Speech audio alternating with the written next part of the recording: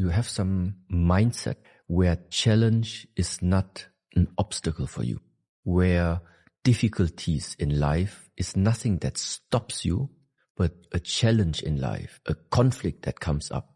Everything that makes you feel uncomfortable at the first glance, it's nothing that is depressing you. It is something where you actually realize that is the next area of my growth. Because it's heartbreaking, because it is so heartbreaking, because it goes so deep, it carries the potential for the highest transformation. So this type of change of perspective, if you want to see it bad, it's going to be bad. But if the circumstances right now are like this, and with the mindset which is in your hands, you can still transform it somehow. The highest transformation can happen. And this is, I think, the value. This is why I like so much in the Buddhist teachings. Number one sentence is, with our thoughts we create the world. The circumstances are not going to change. What happened to you is not going to change. But dependent on how you are tuning your thoughts, something about it is going to change. This is why the power of the mind is so important. Because it is ultimately outside there, the wars, everything is not going to change. Because it's not dependent on what you want. You can only determine what is going to be the consequence of what comes to you. How will you transform it? Will you let it stuck inside of you and it slowly eats you up from the inside? Or do you make something different about it? And this is based on the thoughts, on the mental redirectioning of yourself. Yeah. How do we keep going when we lose hope? Either you have very strong personalities next to you that realize you're about to lose hope, and that's why they keep pushing you, which means that's why it's good to sometimes have a brotherhood or a sisterhood or somebody you are very close to, people they can sense, they know when your motivation is down and you cannot get up by yourself. That's why you have them. Then they come and help you. It's good to have sometimes a bond like this. The second thing is, if somebody is losing hope already, maybe the vision that gives the hope is not strong enough. Hope dies at last. I really think so in a way too. But if the hope dies too early, before that, that was not hope. That was maybe an idea that you have. Maybe it was like a motivating thought that you had, but it was not hope. Hope is really, really deeply, deeply embedded where internally you don't care about what 8 billion other people say. You have it and you're going to do it. What creates a positive mindset? In my way of seeing the things, it's about understanding that this world that we are living in, simply expressed, there's always an exchange between the left side and the right side, the bad side and the good side, the negative and the positive, the pessimistic and the optimistic. That's why for me, those two, they always belong together. And it is normal for me that sometimes circumstances are bad, but I also know, at the moment, but it's an exchange. Sooner or later, it will be also becoming good again. Now I'm a little bit depressive, but it's gonna change. Same way is, now everything is positive. But I know it's gonna change. Things are changing. Nothing ultimately stays as it is. So that's why I'm not sure if it is a positive mindset that I would propagate. My mindset would be that you are neither stuck in a negative one, but you're also not stuck in a positive one. So your perspective, your mindset would be one that at all times always sees actually the exchange of this one and this one. And sometimes out of circumstances, out of whatever reasons, sometimes it's more based upon here. But then you also know just a question of time, I move here. So to understand the interplay of these two and accept it actually that also the negative part is part of my life. As long as I also take care that it doesn't stay for a too long time in my life, I can have my bad days. Because to push yourself in having positive thoughts, be optimistic, can also sometimes be like you see people do it, but you can feel they're not. Outside, everything is like from the behavior, they behave like everything would be great life, but I can see inside it's not. That's also not the case. You have to be as you are, based with all two forces. It's just that stay calm, nothing stays as it is. See the interplay always of both forces.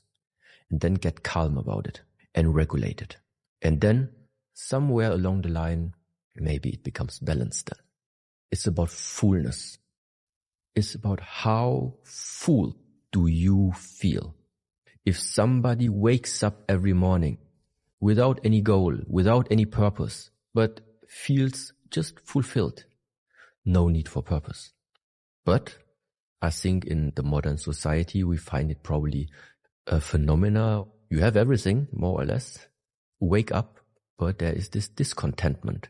Don't know what to do with your time. Don't know the sense of, I don't know.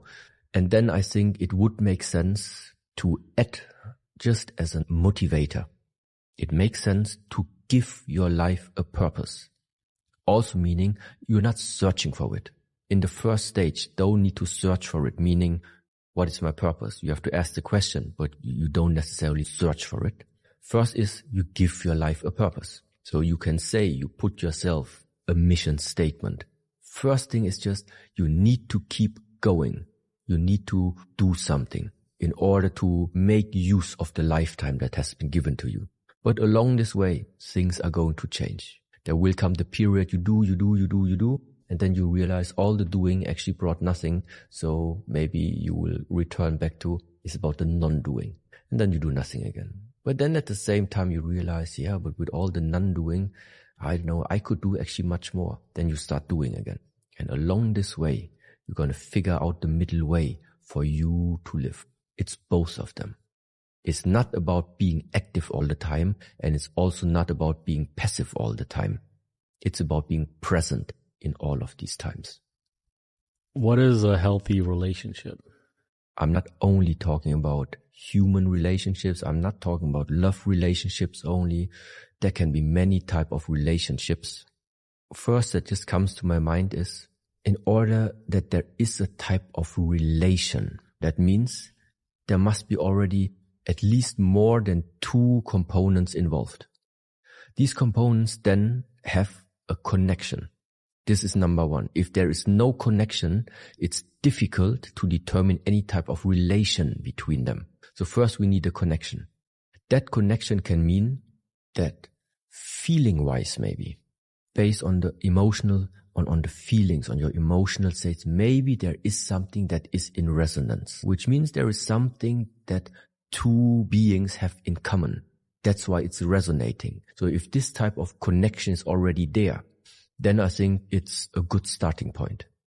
On the other side, what can also happen is that in the mind, you are having a desire for something, but the feeling is not one of connection that you have there. In the mind, it says, yes, I want, but feeling-wise, it's not there. So this is for me not a good starting point. How do I know if a relationship can develop into a healthy way? I think you must directly start right from the beginning. If the feeling with which you have entered into this relation, no matter what type, if there is resonance. Of course, we think we know what we want. The question is that what you want, does it fit to what another person wants? What you want, does it fit together what like your dog wants? And if there is no basic, if there is no way that you can connect, and after the connection, what is happening then? Exchange. Exchange, giving and taking. Meaning also, if within one type of connection, if one type of relationship, the flow is always one directional, it's not going to work. So after connecting, after resonance, then the question is, how do you see the flow of exchange within this bond? And if it is a healthy flow where nothing is stagnating, there is a giving and a taking. From times this can change, but it's there. So there is flow. Then I think a relationship can develop in very nice directions. In my view about the world, I believe in cause and effect.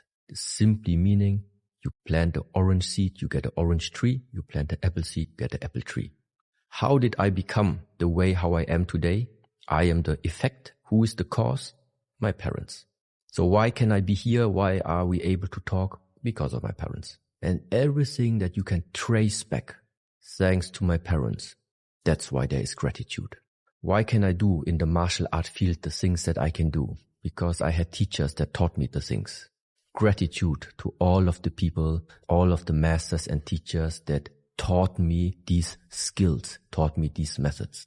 The friends, the ones why you are still a person today who believes in hope, who believes in keep going, who believes in friendship, who are the key persons that you nowadays still have it.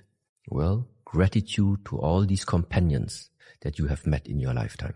So everybody will find plenty of people or beings, also animals, no problem, where you feel like that without them, you would have never become the person you are today. And the ultimate gratitude is, I think, once again, to this one who allowed everything to happen. And this is why I don't know if you call it the universe, if you would want to call it the nature, different nations, different cultures, different names. But there is probably something that we cannot just give a name, but without it, we would all not be here. And so there also goes a huge amount of gratitude towards life itself. Being able to live, being able to see colors, being able to speak, being able to listen to things. I see when you start to see the glimpses of truth. When you see that the truth makes you feel free. This is when you start to realize there is something I can do. Only one of these moments must come. And if you pay more attention to them, more of them will come. How long do you have to keep up the structure? Until you realize that you don't have to be the slave of your mind. In our approach, this is the beginning to freedom. To not be enslaved again only by your mind. Because the mind is way less than what you can become. Or the mind is way less than what you actually already are. But the mind is too dominant in many people's lives. So all of this structure here is for what? To realign and to give you a new perspective about how you should see the relationship between you and your mind. And the relationship is that you need to master the mind and not the mind is mastering you. These are two different ways. But ultimately, you will not need any type of external structure anymore. Once you have understood the core, once you have the essence, I think then all structure you can lay down. Discipline means you just do it, no matter what you think of it. You don't want to make it, you still make it. You want to stop the training, but you still make it. There is no excuse because you just simply have, in a way, the order. It is important, but there are many more things that you're able to work on. You can learn to become more patient. You can learn to live a life with less judgment. You can start observing more instead of judging. Start to live a more honest life, less lying to other people, less lying to yourself. It's not just discipline. There are questions, so what is the most important? Everything is important. Everybody in this world will have the chance and will have access to practice in self-mastery. There are many of these things which in the beginning make it maybe easy for you to get a feeling of security, get a feeling of safety, and because you are safe, you're able to open more up. But I think a good life is when you live this life to the fullest, regardless of where you are, regardless of in which life circumstances you find yourself in. There are so many things we cannot influence. Everybody needs to find something to find stability in whatever life you're living there. And even if it's in the war zone, they still need to find something stable there. Maybe they will never be able to leave their country. But even for them, there is the chance to find something stable about them and to make something good from this lifetime. And may it even be that in this complete war zone, they still have their close bond between their families, between their brothers, something like this, something where they feel this gave me strength, this gave me power. Even something like this can lead to a good life. To the question, where do I start? Find something in your own life at the moment or in the last week that made you feel not okay. And then start investigating it. What was not okay? Which area is it? What was not okay there? And then you figure out what are the 2 points supposed to be that you want to balance there. And how do you know that something is not in balance or that something is not in harmony? You simply know because you don't feel well. Or there's something telling you this is not correct, or it should not be like this, or you don't feel well. Yeah? This is when you feel there's some disharmony. And sometimes, or oftentimes, is the balance between the expectations that you have towards persons, towards situations, towards things, and then the reality that you're meeting. If those 2 things are not somehow harmonized, if you don't find a way to make those 2 areas merge into one, you will constantly be in the struggle of this is how it should be and this is how it is. This is I want and this is I don't want. The first step is just to discover or look inside yourself and see what is there out of balance and what needs to be balanced. In order to find it inside of you and in order to be able to really go with your mind and ask yourself and investigate yourself, your attention must be with yourself. So that's why the first step again is try to not get distracted too much by outside stimuli. Go to a retreat. Make a retreat. Just retreat. Once the attention is there, and once you know it's there, now this attention is able to penetrate deeper. And you can start observing things about yourself. And how do you do this? How do you get the attention to a retreat? How do you retreat? You can practice martial arts, you can practice Kung Fu, and you can practice Qigong in such a way that you will realize that all these practices are the perfect methods to exactly spend time with yourself. You realize for yourself when we were having the hard training and you were pushed to your limits, in the moment where you are reaching the limits, you don't have time to listen to the birds singing. You don't have time to think about any problems. You don't dream about any movie and you don't dream about any holiday. The only thing you care about is what and how can you make something with yourself. Concentrate more, tense more up, stay more focused. It is something you are figuring out for yourself, how to maintain this concentration. But the reason why you made it is because you made some Kung Fu, because you made some training. So you use the training method, you use the Kung Fu, you use the Qigong in order to get back to yourself. And this is why the Kung Fu and the Qigong are 2 very, very helpful methods in order to get access again to yourself.